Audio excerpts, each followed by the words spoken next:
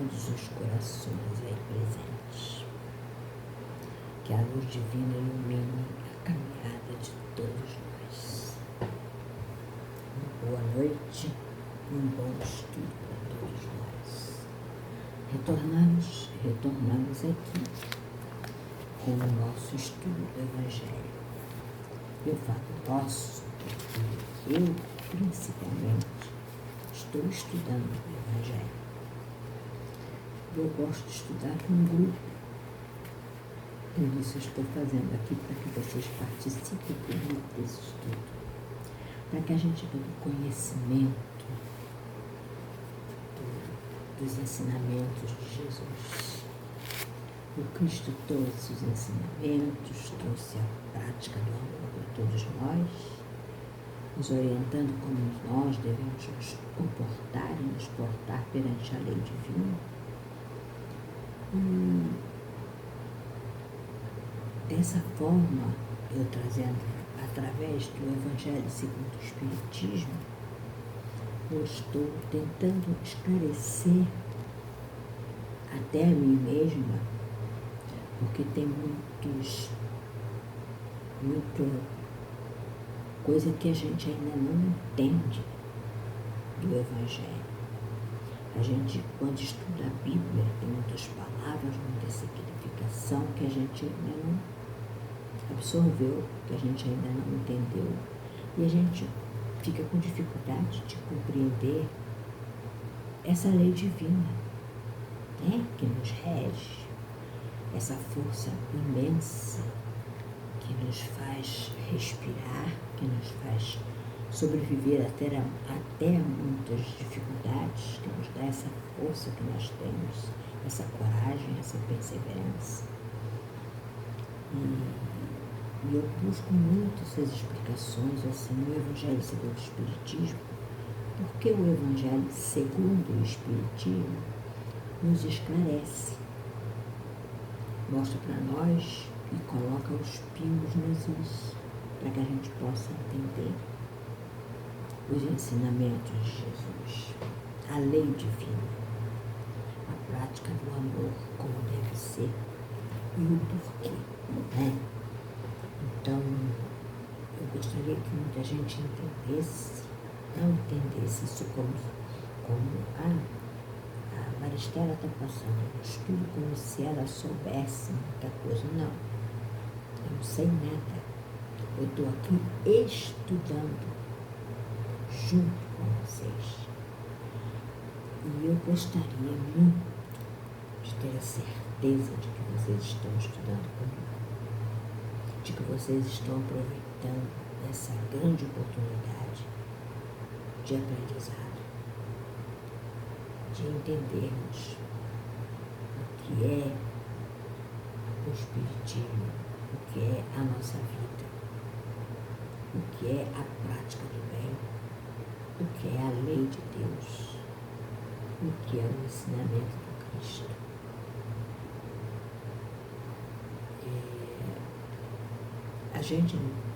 Eu já estudei um pouco, né? Não vou dizer para você que eu não conheço determinadas coisas, porque eu conheço alguma coisa do que eu estudei, mas eu não estudei tudo. E nesse mundo ninguém sabe tudo. Nós somos meros estudantes, nós somos meros seguidores do Cristo, que precisamos entender esse segmento, o que nós devemos e podemos fazer para entender essa caminhada, né? Vamos aproveitar o momento que a gente está, o momento que a gente tem a oportunidade de ler o Evangelho, de estudar o Evangelho, para colocar de forma clara os ensinamentos, né?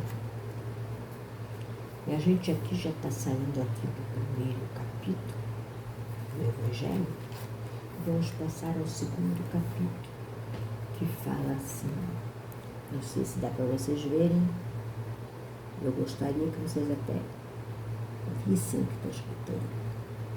Meu reino não é deste mundo. Você sabe muito bem quem falou isso, né? Meu reino não é deste mundo. O nosso rei. E vamos entender o porquê que Jesus fala isso, né? No capítulo 2, meu reino não é deste mundo, ele vem explicar o porquê desse reinado. Que tipo de reinado é esse? Mas antes da gente chegar lá, a gente vai fazer primeiro a página, a leitura da página, para preparar a nossa cabecinha, nosso consciente e inconsciente, para absorvermos um pouco desses ensinamentos.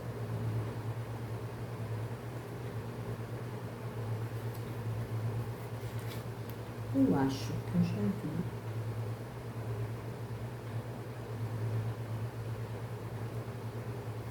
Vou fazer esse estudo aqui, fazer essa leitura aqui. Saiu aqui aleatoriamente do livro Pão Nosso, que a gente já está lendo já desde o início, né? A preparação da nossa alma. É a lição 51 desse livro maravilhoso, trazido pelo nosso irmão Chico Xavier, psicografia dele. São palavras que vêm pelo nosso irmão Emmanuel, é o mentor do Chico Xavier.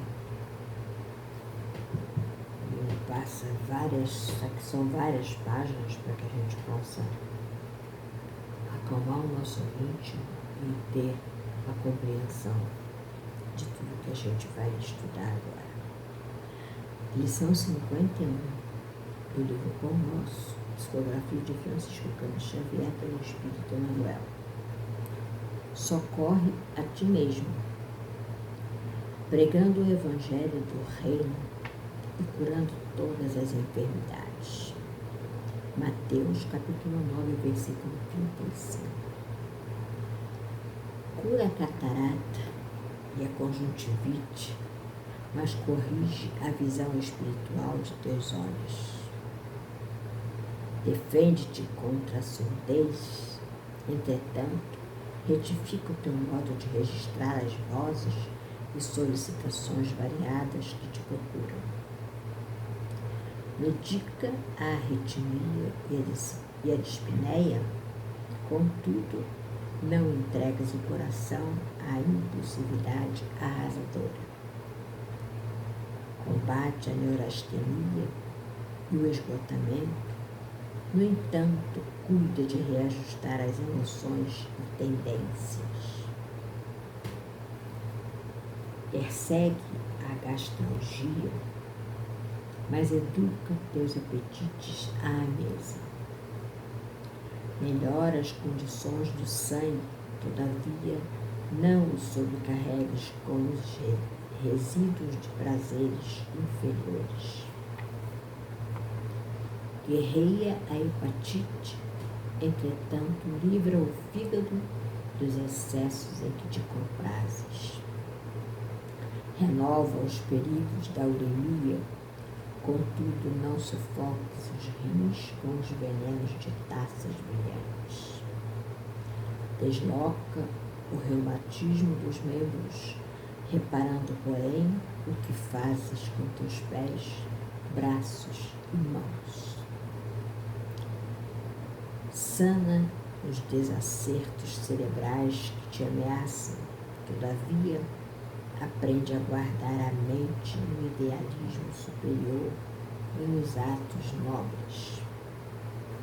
Consagra-te à própria cura, mas não esqueças a pregação do reino divino aos teus órgãos. Eles são vivos e educáveis. Sem que teu pensamento se purifique e sem que tua vontade comande o barco do organismo para o bem, a intervenção dos remédios humanos não passará de medida em trânsito para a inutilidade. Querido Mestre, aqui estamos, Senhor, agradecidos, Senhor, por este momento de aprendizado, por este momento em que Tu estás bem mais presente junto a nós, nos corrigindo, Senhor, através dos Seus ensinamentos, nos dando a oportunidade de aprendizado e compreensão para a nossa vida aqui na Terra. Que a paz divina envolva todos os corações, Senhor, os nossos irmãos lá fora que necessitam tanto de amparo. Que o equilíbrio possa chegar a cada um deles. Que o amor seja constante na vida de todos, Senhor. Que a paz, o amor, a tranquilidade, a firmeza, a coragem, a perseverança, a paciência, acima de tudo, possa estar com eles. Que a dor, Senhor, seja passageira para todos e que todos possam compreender que depende de cada um de nós nos livrarmos de todas as intempéries, de todas as dificuldades, de todas as incompreensões. O amor do Cristo esteja em cada coração aqui presente, seja ele encarnado ou desencarnado. Receba a nossa vibração de amor, o nosso carinho, o nosso desejo do bem geral do nosso planeta. Obrigada, Senhor. Que assim seja. Graças a Deus. Bom, agora vamos ao Evangelho. Como eu falei, a gente vai estudar o capítulo 2, Meu reino não é deste mundo.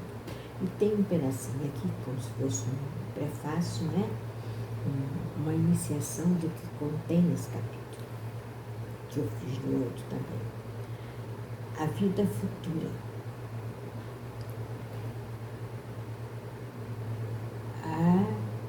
Nossa, me enxergo direito, meus órgãos.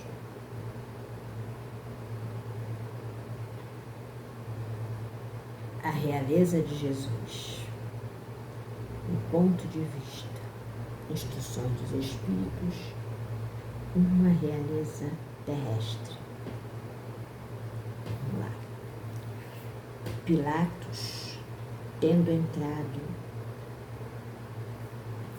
de novo no palácio e feito vir Jesus à sua presença, perguntou-lhe: És o rei dos judeus?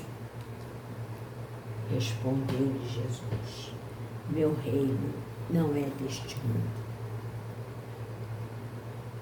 Se o meu reino fosse deste mundo, a minha gente houvera combatido para impedir que eu caísse nas mãos dos judeus. Mas o meu reino ainda não é aqui. Disse-lhe então Pilatos: És, pois, rei? Jesus lhe respondeu: Tu o dizes, sou rei. Não nasci e não vim a este mundo senão para dar testemunho da verdade. Aquele que pertence à verdade escuta a minha voz. João, capítulo 18, versículos 33, 36 e 37. Aí vem uma, vamos dizer assim, como se fosse uma crônica nos dando esclarecimento sobre isso. A vida futura. Por estas palavras, Jesus claramente se refere à vida futura, que ele apresenta em todas as circunstâncias, como a meta que a humanidade irá ter como devendo constituir objeto das maiores preocupações do homem na Terra. Nós devemos nos preocupar com a vida futura, né? No presente, a gente programa a nossa vida futura de acordo com o que a gente faz, de acordo com o que a gente aprende, de acordo com aquilo que a gente almeja. Todas as suas máximas se reportam a este grande princípio. Com efeito, Sem a vida futura, nenhuma razão de ser teria a maior parte dos seus preceitos morais. De onde vem que os que não creem na vida futura, imaginando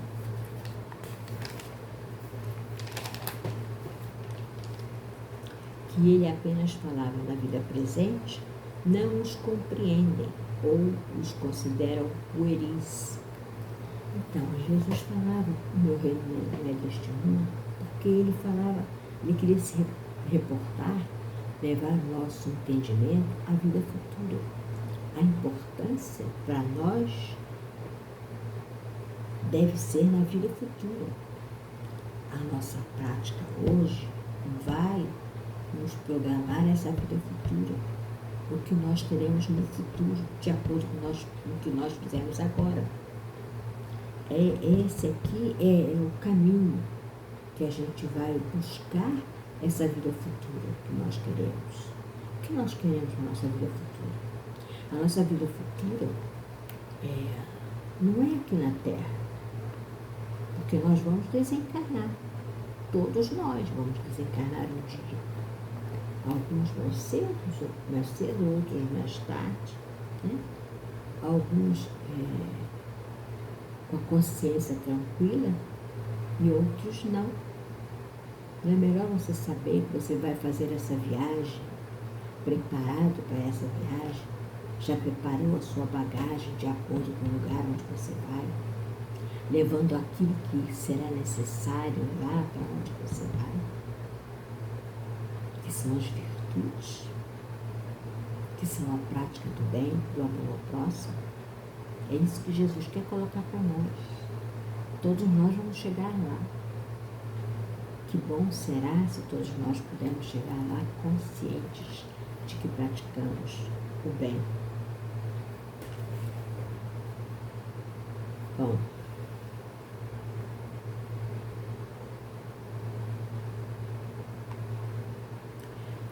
esse dogma pode, portanto, ser tido como um eixo do ensino do Cristo, pelo que foi colocado em um dos primeiros lugares à frente desta obra. É que ele tem de ser o ponto de mira de todos os homens. Só ele justifica as anomalias da vida terrena e se mostra de acordo com a justiça de Deus. Apenas ideias muito imprecisas tinham os judeus acerca da vida futura. Os judeus não, eles só tinham ideias imprecisas, não tinham certeza. Acreditavam nos anjos, consideravam os seres privilegiados da criação. Não sabiam, porém, que os homens podem um dia tornar-se anjos e partilhar da felicidade destes. É esse o nosso objetivo. Um dia sermos espíritos puros, sem maldade, sem sentimentos baixos, sem desejo de ambição, né? Sem coisas pesadas para todos nós, porque aquele que você pode desejar até a felicidade, mas você tem que ter consciência de que a felicidade não é você ter dinheiro no bolso, não é você ter uma casa bonita, ter um carro do ano na garagem, não é você se vestir bem, nem se apresentar bem para os outros fisicamente. A felicidade é você estar consciente com você mesmo, de que você praticou a lei de Deus dentro da medida do possível, daquilo que você pôde fazer. Você se esforçou para isso. Você pode até não ter chegado lá, mas você sabe que você se esforçou. Você tentou. A consciência vai te dar essa felicidade de tirar das suas costas o peso da consciência pesada, né? Da consciência que nos diz que nós erramos, que nós não cumprimos a lei de Deus, que nós não seguimos os ensinamentos do Cristo. E isso que ele está querendo colocar para nós, vamos pensar na vida futura, porque ela já está aí na nossa porta. O amanhã já é o futuro. Daqui a Um segundo já é o futuro. Nós não sabemos o que vai acontecer conosco. Né? A gente se surpreende com notícias de que um irmão nosso, que acreditamos que estava bem, de repente partiu para outra morada. Será que ele fez alguma coisa que possa dizer, eu cumpri a minha parte? Será que eu, Maristela, estou fazendo alguma coisa para também dizer assim, eu cumpri a minha parte? Eu sou uma pessoa que, infelizmente ou felizmente, eu me cobro muito, mas eu me cobro de uma forma que às vezes eu me sinto frustrada. Me entra uma depressão muito grande, porque eu gostaria de ter feito mais. E eu achei que esse fazer mais dependia tanto de mim, da minha vontade, do meu esforço, e que eu não cheguei a fazer nada disso. Mas, infelizmente, a gente ainda tem muita imperfeição. E as dores físicas me impedem de muita coisa. De muita coisa. Que podem ser dores espirituais, sabia?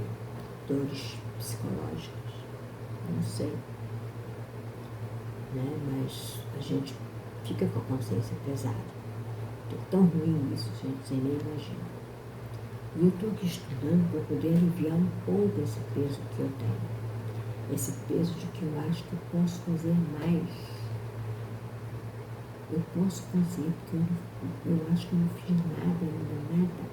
Apesar de abraçar muita gente, com o meu carinho, com a minha empatia, com o meu desejo do bem, eu não fiz nada. Infelizmente, nós somos presos muito à matéria e achamos que o material é que vai trazer felicidade a nós e ao outro. Não é bem isso. Né? O nosso amor, a nossa vontade de ver o outro bem, já é uma coisa boa. Já é um ponto, um caminho, um passo que você está dando para chegar lá pertinho de Deus.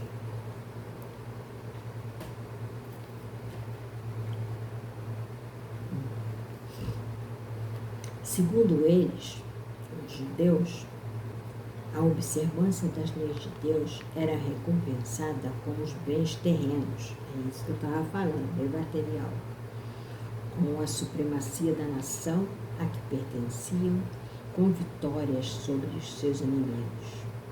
As calamidades públicas e derrotas eram o castigo da desobediência àquelas leis. Às vezes a gente até pensa isso, né? Deus está me castigando porque eu não cumpri tudo que tinha para cumprir. Moisés não pudera dizer mais do que isso a um povo pastor e ignorante, que precisava ser tocado, antes de tudo, pelas coisas deste mundo. Mais tarde, Jesus lhe revelou que há outro mundo, onde a justiça de Deus segue o seu curso. É esse o mundo que ele promete aos que cumprem os mandamentos de Deus, e onde os bons acharão sua recompensa. Aí o seu reino. Lá que ele se encontra, lá é que ele se encontra na sua glória, e para onde voltaria quando deixasse a terra. Jesus, porém, conformando seu ensino com o estado dos homens de sua época, não julgou conveniente dar-lhes luz completa, percebendo que eles ficariam deslumbrados, visto que não a compreendiam. Limitou-se a, de certo modo, apresentar a vida futura apenas como um princípio, como uma lei da natureza, a cuja ação ninguém pode fugir. Todo cristão, pois, necessariamente, crê na vida futura. Mas a ideia que muitos fazem dela é ainda vaga, incompleta, e por isso mesmo falsa em diversos pontos. Para grande número de pessoas, não há a tal respeito mais do que uma crença, balda de certeza absoluta, donde as dúvidas e mesmo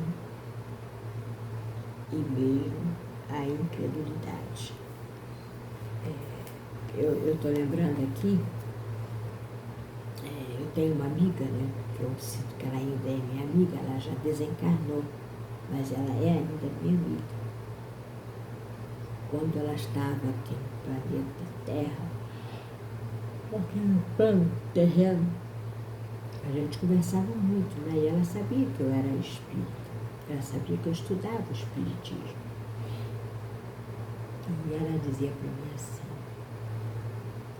graças a Deus, né? Eu frequento a igreja, sei que Deus está comigo, eu sigo o caminho do Cristo.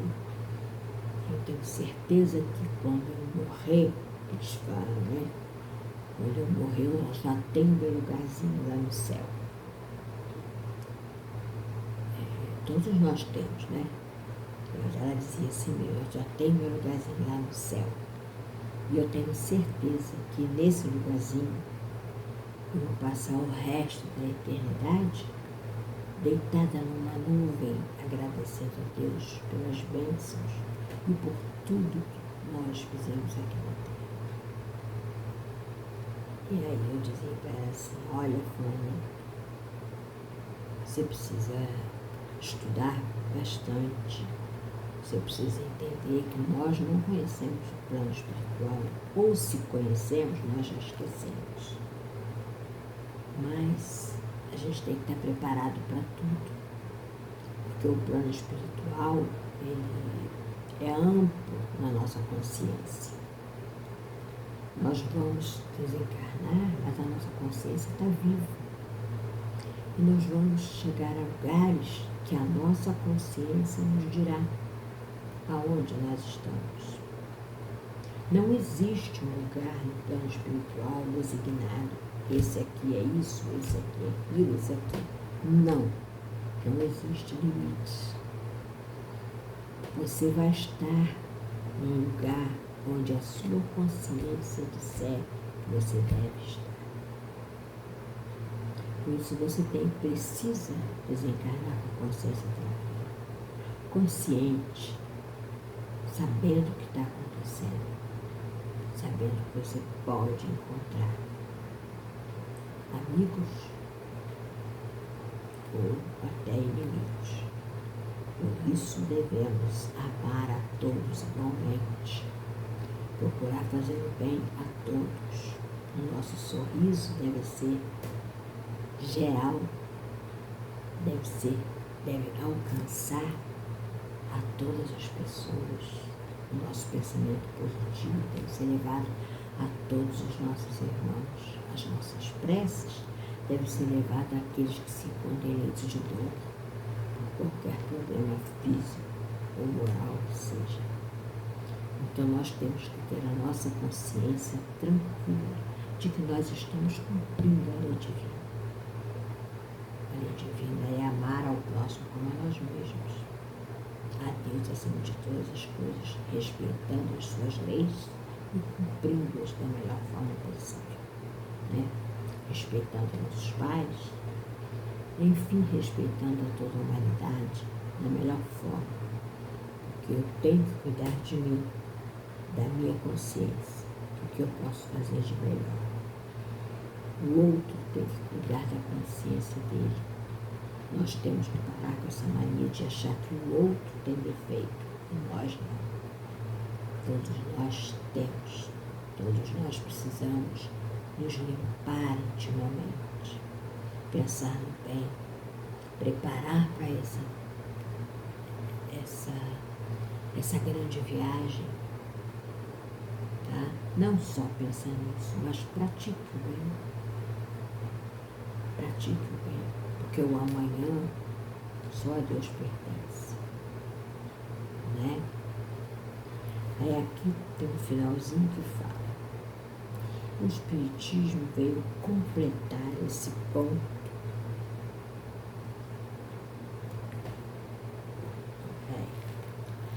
O Espiritismo veio completar, nesse ponto, como em vários outros, o ensino do Cristo, fazendo-o quando os homens já se mostram maduros bastante para apreender a verdade.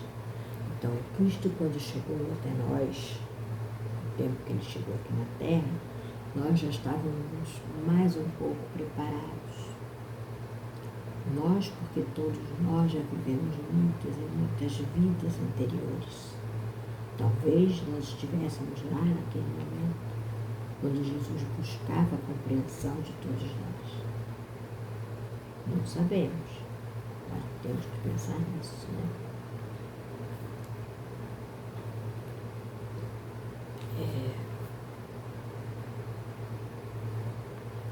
Com o Cristo, a vida futura deixa de ser simples artigo de fé, mera hipótese. Torna-se uma realidade material que os fatos demonstram, porquanto são testemunhas oculares os que a descrevem nas suas fases, todas e em todas as suas peripécias, e de tal sorte que, além de impossibilitarem qualquer dúvida a esse propósito, facultam a mais lugar inteligência e a possibilidade de imaginá-la sob seu verdadeiro aspecto, como toda a gente imagina um país cuja pormenorizada descrição leia. Não é assim? A gente tem ideia, eu vou falar por mim. Eu tenho muito isso de, quando pensar numa pessoa, ou numa coisa, ou num país, ou num lugar qualquer, já vem aquela imagem na minha cabeça, sabe? Deve ser assim, sabe? Às vezes até coincide, mas nem sempre. E aí eu tinha uma ideia de que os países da Europa eram um país, porque por se falar que eles são os países frios, né? As temperaturas são gelados, alguns lugares cai neve. Então eu imaginava uma coisa horrível. Gente, eu nunca quero ir para a Europa, nunca quero nem conhecer, porque deve ser horrível.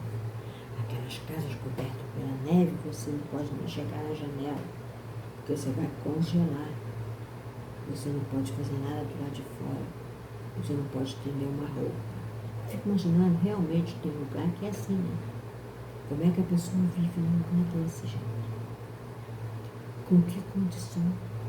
Com o que come? Porque às vezes a neve fica ali há meses, né? Você tem que abastecer muito bem a sua casa, não é isso? Então eu tinha ideia, e eu já assisti pela internet em vários países.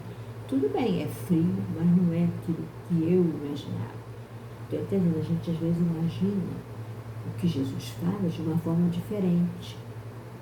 E não é. Porque não é. Nós somos espíritos, gente. Nós vivemos outras vidas. Nós chegamos aqui com as bagagens da vida passada, os nossos erros, os nossos acertos. Nós chegamos aqui, vocês já observaram que a gente às vezes tem aversão a uma pessoa que a gente nunca viu, pela primeira vez você tem aversão a ela, por que será?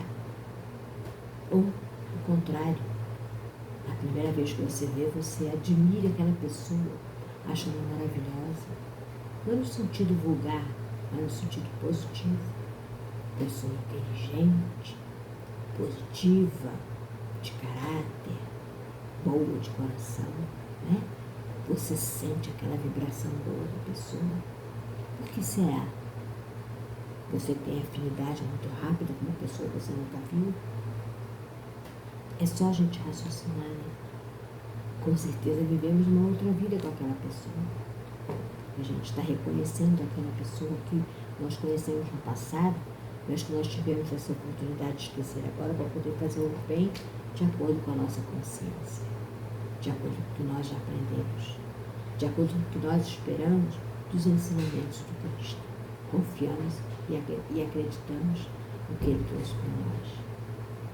Temos que pensar nisso.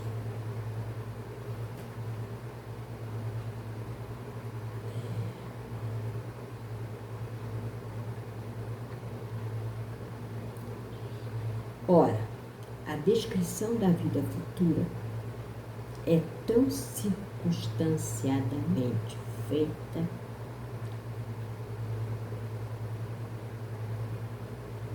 são tão racionais as condições ditosas ou infortunadas da existência dos que lá se encontram, quais eles próprios pintam, que cada um aqui, a seu malgrado, reconhece e declara a si mesmo que não pode ser de outra forma, porquanto, assim sendo, patente fica a verdadeira justiça de Deus. Os nossos irmãos, espíritos que já viveram na Terra, que já desencarnaram, espíritos que já evoluíram, que já conhecem e praticam a lei divina, têm um grau de evolução muito acima, mas muito acima de nós. Eles vêm trazer essas informações de como é o plano espiritual, do que você pode encontrar lá, de acordo com o que você faz. E isso é provado e comprovado por alguns médiuns. Vocês sabiam que os médiuns às vezes se reportam ao plano espiritual? De acordo com a nossa concentração, a gente chega lá e observa alguns acontecimentos. O Chico Xavier mesmo contava isso, né? Que ele ia, através da oração, através do trabalho que ele fazia, das obras que ele psicografava, ele ia ao plano espiritual. Ele ia, conhecia e trazia informações que estão nos livros, nas obras que ele deixou para nós.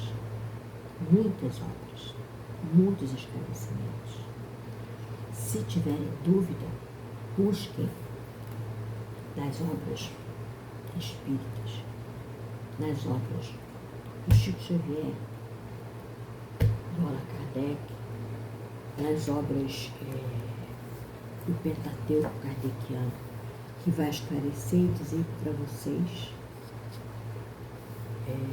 como eu falei, ninguém aqui está querendo ou desejando fazer com que ninguém se torne espírita. Mas só gostaria de botar bem claro que todos nós vamos para o plano espiritual. Sim. Nós um dia deixaremos o nosso corpo aqui. Iremos para lá. Ninguém aqui é eterno, fisicamente falando. O nosso corpo se desfaz. A alma fica e se torna espírito desencarnado. Que a paz do Divino Mestre possa fazer com que vocês me entendam e entendam o nosso Evangelho segundo o Espiritismo. E que vocês gostem de estar conosco. E que vocês gostem de estar estudando. Não quero converter ninguém. Só quero que vocês entendam que todos nós somos espíritos. Deus abençoe a cada coração. Deus leve a cada um de vocês o equilíbrio, a paz, o amor, a consciência, para que vocês sejam perseverantes, confiantes, com muita fé no Pai Celestial e buscar sempre fazer o melhor enquanto estiver aqui, para que possamos receber depois a bênção de Deus quando chegarmos lá. Beijo no coração, fiquem com Deus. Até o próximo vídeo. Tchau. Muito obrigada.